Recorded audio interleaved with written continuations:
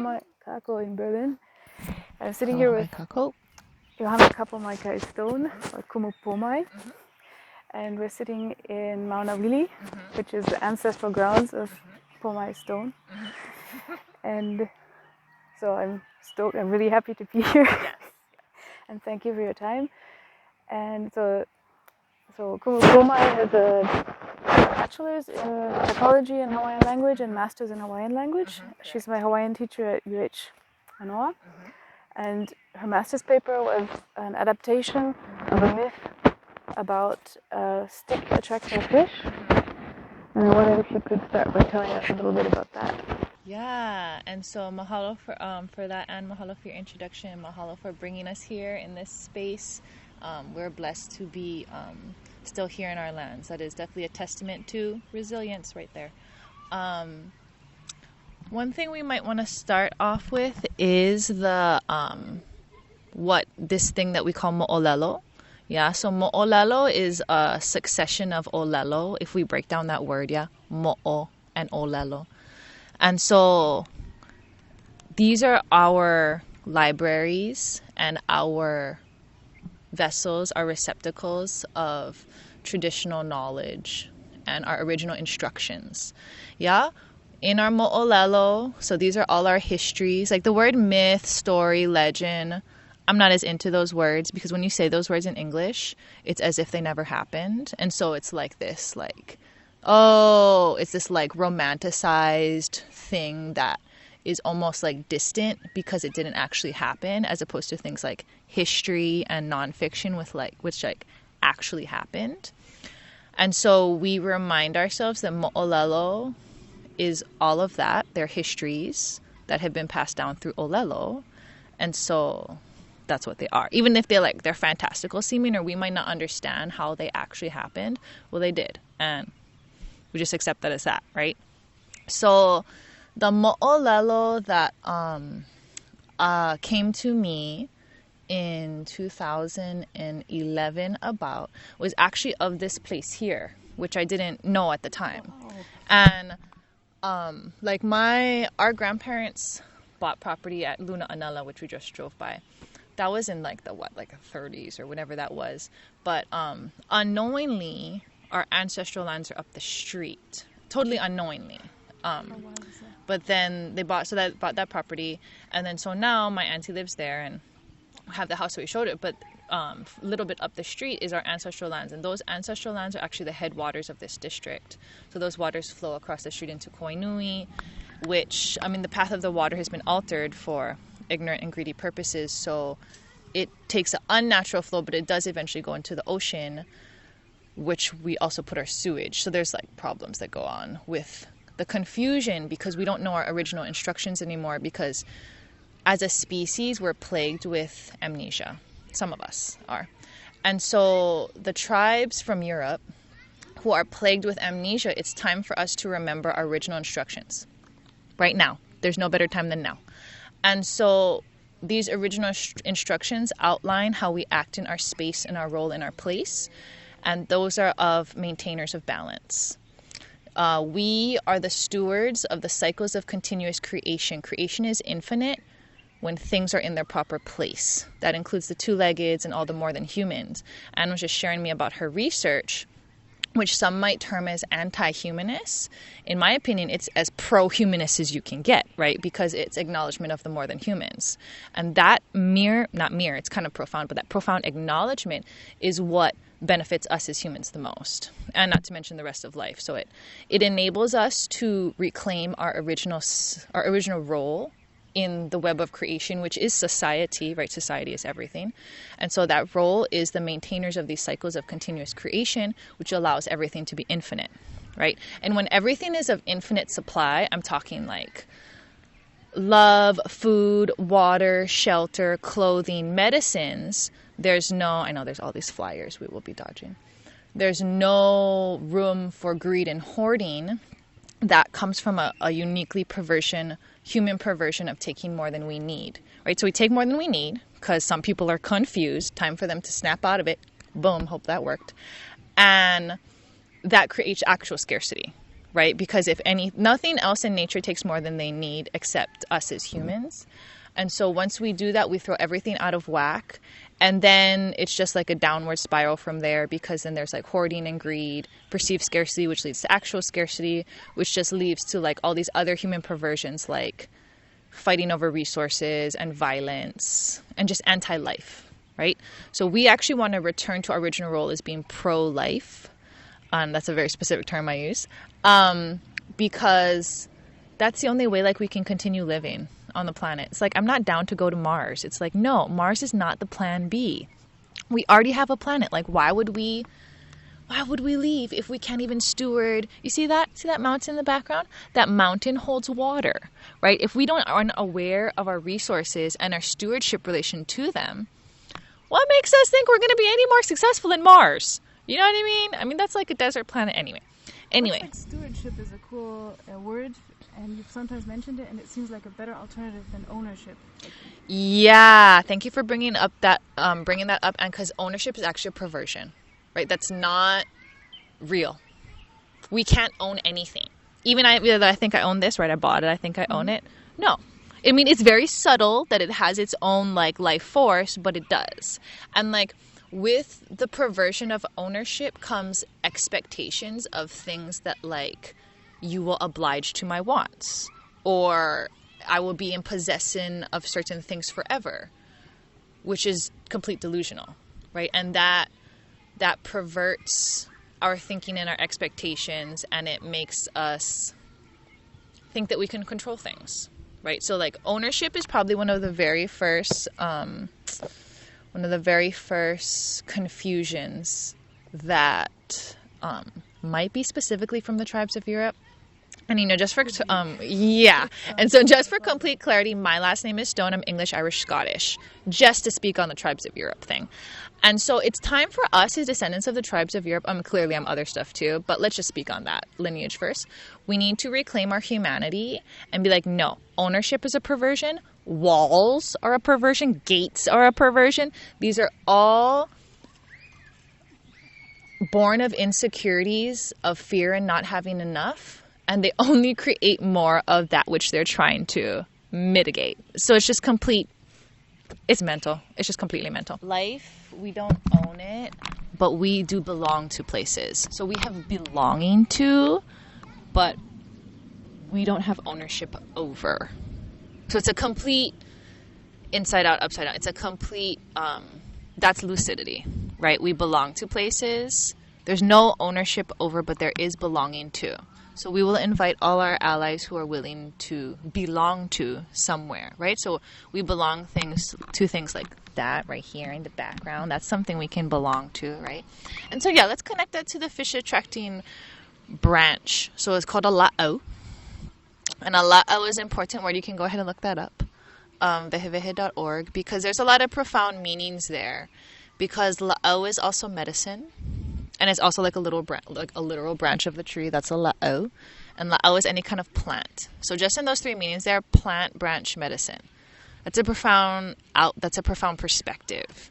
And we really want to highlight the depth of the concepts that are in our words, because I know, like, for English, branch only means branch. Like, even like as a metaphor, like a branch of a committee or something, that's still like somewhat a branch. You know what I mean? That's just what it is. But for our concepts from Hawaii, it's a whole nother depth and a whole nother understanding, ultimately, of relationship. It always goes back to relationship, right? Because what do like plants, medicine, and branches have in common? They all restore balance, right? Somehow, right? So anyway, so there's a la'au, and the la'au came all the way from Tahiti. Yeah, so it's not even from this land, but it's from our other ancestral lands down over there. So, you know, we want to reframe even our place, right? So when we say Hawaii is actually in a whole ocean. Our whole ocean is our territory. So people like unfamiliar with our territories are like, oh, they're just like small little islands. They are. They're quite small islands. However, our territories are the vast oceans which we are encompassed by. Those are our territories. So I'm talking about like all the way the west coast of Turtle Island, which is occupied by Americans, all the way up to like Alaska, which is also occupied by Americans, even to like Asia over there, and then all the way down to Aotearoa, which is New Zealand. That's a whole territory, and that's actually like the largest ocean in the world, I've been told. So this is actually like the largest, like one territory on the planet, we could say. And territory means like you know your way about in it, right? You're familiar with it. You know how it works. Yeah, and it's also, again, back to our belongingship, it's also where we belong, right? Because ownership over is a perversion. Can't say that enough, it's a perversion. And so these territories are where we have been nourished since the beginning of time. And, you know, our relationship with these territories are so intimate that because, you know, we've been nourished from these resources, they're now in our DNA that we've passed on till now. So these are literally in our DNA in terms of the water, the air, the soil, right? And thus our relationship is familial. Yeah, it's a familial relationship. And so because of that, our understandings are on a level that, like, compared to now, is just like an unreal level. Because, like, these waters are the waters that we have navigated on the double hull canoe to populate our entire ocean, and it is the star ancestors that taught us how to fish up islands from our sea. So that's an interesting perspective, and we can contrast that with like perspectives of like rape, pillage, domination, and colonization, all the way like back from like the Vikings, say. Right? So, and we got to call that out, right? We got to call that out as like not in balance. And then we thus choose to be better stewards of balance. So that's one. So, okay, so that's our entire ocean territory. And the cool thing is also that there's this knowledge and that it's actually being passed on in a way that like I can come and learn something from it, which is really kind of you. So thank you for that. Yes, totally. And so if I'm like if I have Viking stuff in my blood and I tend to not learn how to do it, but just go and take it, like a kind of thug that actually just wants some love, then I can go into a re-education program. Yes. And I can learn.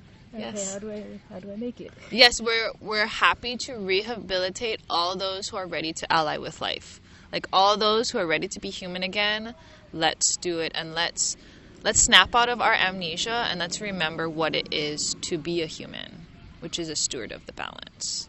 Because even if we do have Viking lineage in our blood, there was a point, even pre-Viking, that our relations of those lineages were also stewards of balance. Yeah, absolutely, right? I assert that because otherwise, like, how would we even exist, right? If we're just shitting on each other since the beginning of time, that doesn't work, right? So everyone comes from a lineage of a steward of balance.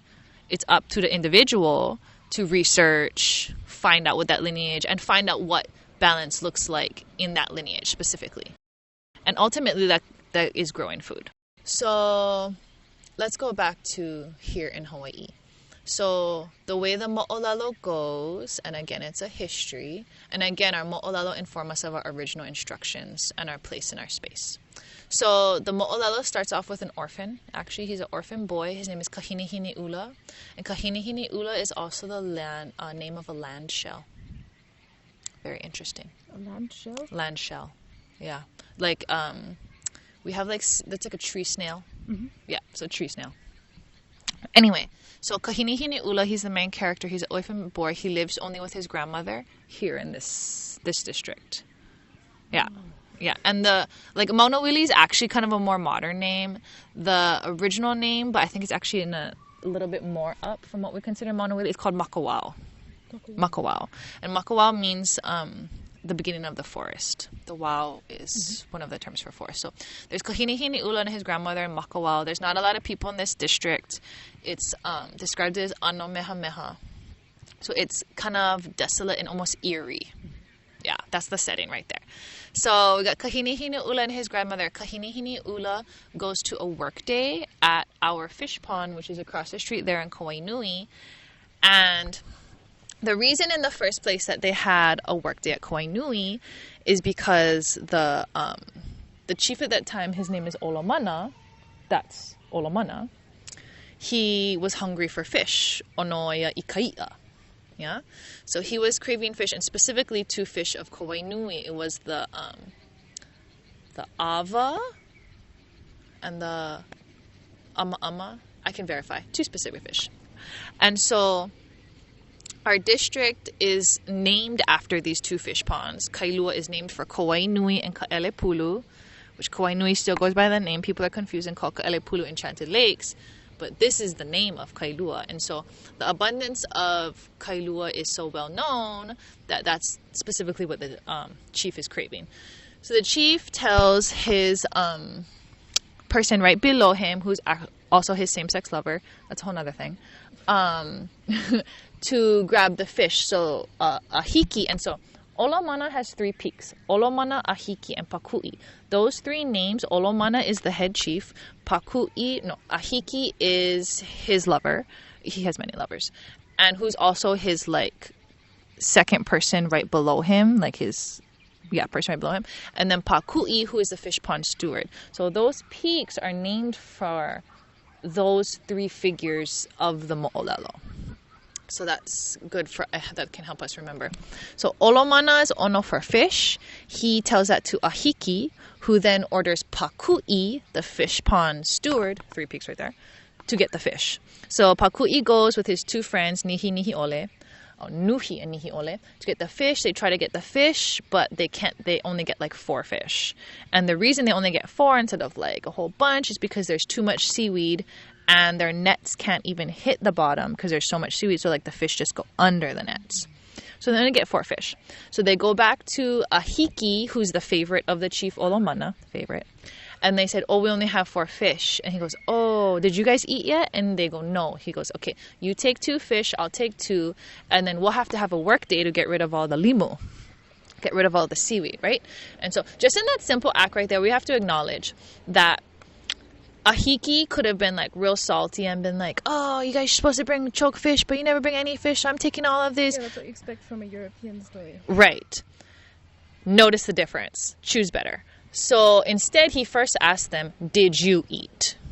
And they said no, so he splits the share fairly, right? 2 for them and 2 for himself. So the 2 fish pond guys, they take the 2 fish, they eat them. They go home to their wives. Wife's like, where you been all night? And they're like, oh, we were trying to get some fish. It didn't work out. Now we have to work and take the seaweed out.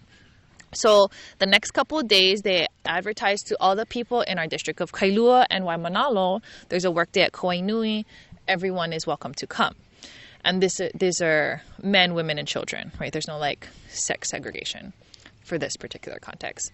And so whoever wanted to go work goes to work at the fish pond. So back to our main character, who's named for the tree snail, Kahini he goes to the work day. And he's only like 8. So he's quite little. He goes to the fish pond. They work. He's probably like playing around with his friends a lot too. But at the end of the day, they removed some of the limu. And so now there's a community of catch of fish for those who worked, and then that catch is distributed to everyone who worked. So it said everyone's hand who was struck by work, pa kalima ikahana, gets some of the fish to take home. And that's actually called a ho'ina. And a ho'ina is also an original practice. It's like anything you go to, you always get a take-home share, whether it's like a work day or whether even it's just like a gathering. Like if you come over to my house, I wouldn't be obliged, but it would be maybe, it would be something that would be common to you have a take-home ho'ina, right? From ho'i. So everyone has a ho'ina except Kahini because he's actually so small that they didn't even notice him. So the fish pond steward, again, his name is Paku'i, one of those 3 peaks. He distributes all the take-home fish to everyone except Kahini. So Kahini goes home with nothing. Yeah, very sad. And then so his grandma says, where have you been all day? And he goes, oh, I've been working at Kauai Nui. And she goes, oh, what's the action over there? And he goes, oh, there's a work day taking out the limu. And she goes, oh, did you get a ho'ina?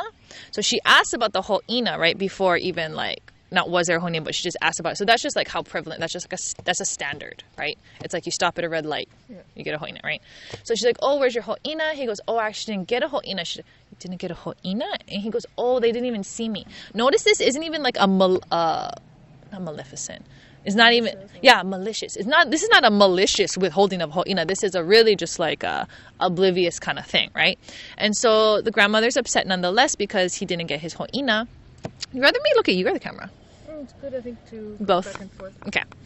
Like you guys are here. And so she's upset and she says, don't go back.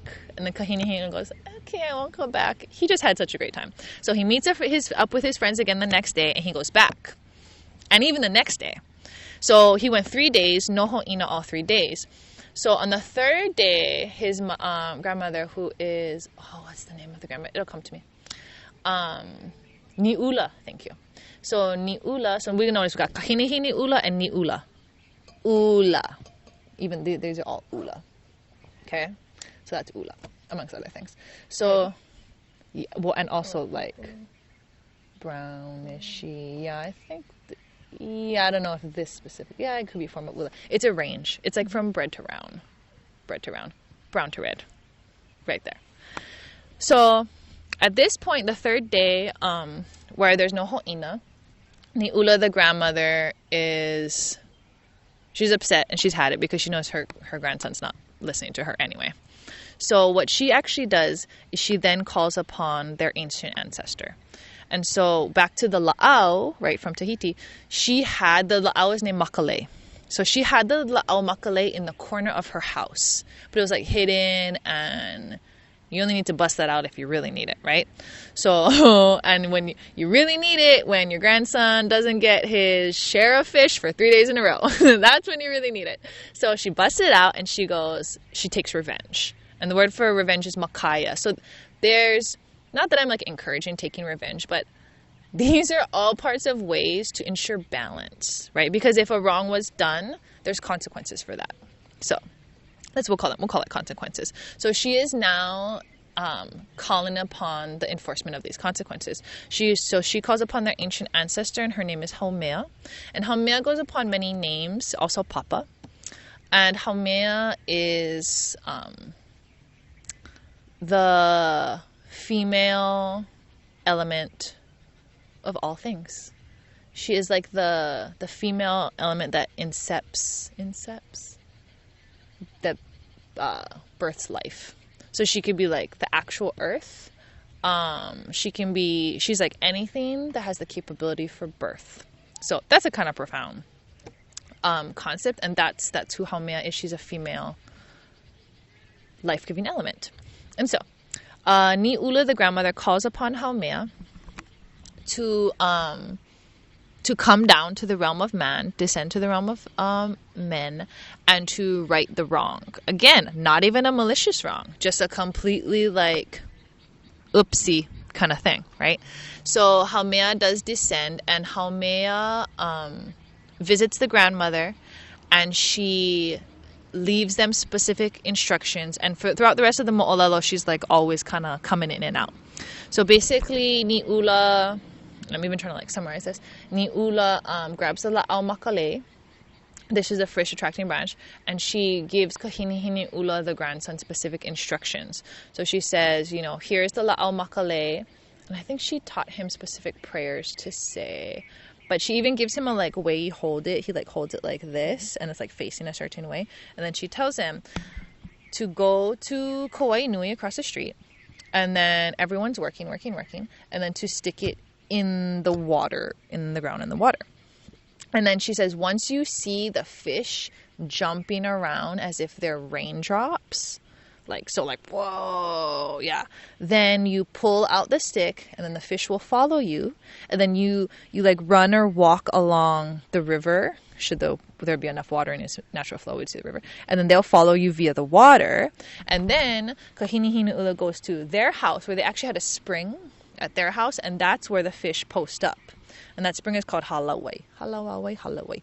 And so she teaches him to take the fish from the pond and to guide them to the spring by their house over here in Makawao.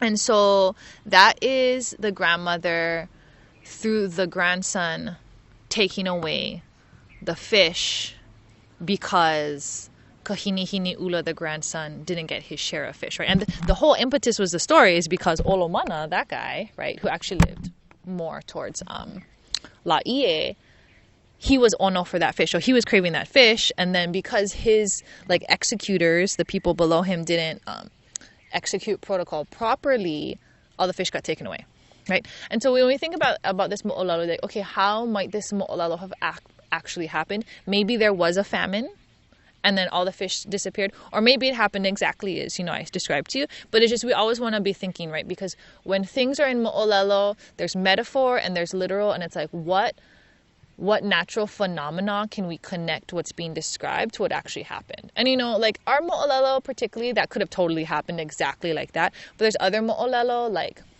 when Pele is fighting one of her sisters, Namaka'okahai, that's like a volcanic eruption in the ocean. Like those kinds of like natural phenomenon, those are what are being described in the mo'olelo kind of thing. Mm-hmm. So anyway, could have there possibly been a famine like back in the day that like catalyzed this event? Yeah, possibly, right? Anyway, so the fish are taken away from Kauai Nui, and they're now up here in Makawao. And so Kahini Hiunaula himself, he's kind of like neutral about things. He wasn't like salty or anything about not getting his fish. It was more his grandma who was offended. And so after that, Haumea tasks, it's kind of a long mo'olelo. Haumea tasks Kahini Hiunaula with specific instructions. So she says to Kahini Hiunaula, who's only 8 years old, she tells him, I'm going to take you to the land of the gods. I will show you the land of the gods. And after you do that, you're going to present yourself to those same chiefs that withheld the fish from you. And you will actually become adopted by them. Right. So that's this whole crazy thing. And are the chiefs like with 1 foot in our world and 1 foot in the world of the gods or something? I guess in a way, for me, I feel like we all are. But we'll say that the ali'i come from specific lineages that do directly ascend from, yes, what we would say akua. And we actually define akua as an element. So it's a little different from how we might perceive gods. Like we all have a akua nature, and maybe they have a more direct lineage than others to what we consider akua, but that is how they kind of qualify for that role in society anyway, is through their lineage. And maybe it's just the fact that they can trace their lineage still back to the akua, whereas others maybe it got convoluted and they can't. But for me, just so we're all clear, we all have akua nature. It's whether you can, retrace and you are aware of your lineage or not. Mm-hmm. But so I guess, yes, but for the sake of this mo'olelo, they're more like pretty much human. They're like, they're not as akua. Like the main akua is Haumea. Mm-hmm. And so we even notice, that's an interesting question, right? Because Haumea, we see her descendants in this mo'olelo as the grandmother and the grandson, Kahini Hiunaula and Ni'ula, but they're like no one special in society. They're just, he's an orphan and she's a grandma, right? But they have an ancient ancestor who they called upon, who they even had her la'au makale, right? So that's a kind of like interesting for us to notice. So anyway, so Haumea gives Kahini Hiunaula this big set of instructions, right? So he's going to go to the land of the gods. He's going to present himself because she said, these ali'i are pursuing you. They're looking for you and they want to capture you. So you will actually evade capture until you go to the land of gods and come back. And then you are then ready to present yourself to them. So that's from our perspective, because we know the whole what Haumea is doing. This is kind of on the side. This is all unbeknownst to Olomana, Paku'i, and Ahiki, right? Who is the prominent chief, his favorite, and then the fish pond steward, right? Because again, the whole thing is because Olomana is craving fish. So once them guys realize that there's no fish in the fish pond, now Paku'i and Ahiki, fish pond steward and the favorite of the paramount chief, goes, oh shit, there's no fish. So now we have to go tell him, because he's waiting for literally them to deliver fish to him because he's just trying to eat, right? So they go all the way to Waiale'e, which is past Laie, and they're here in Kailua. So that in itself is a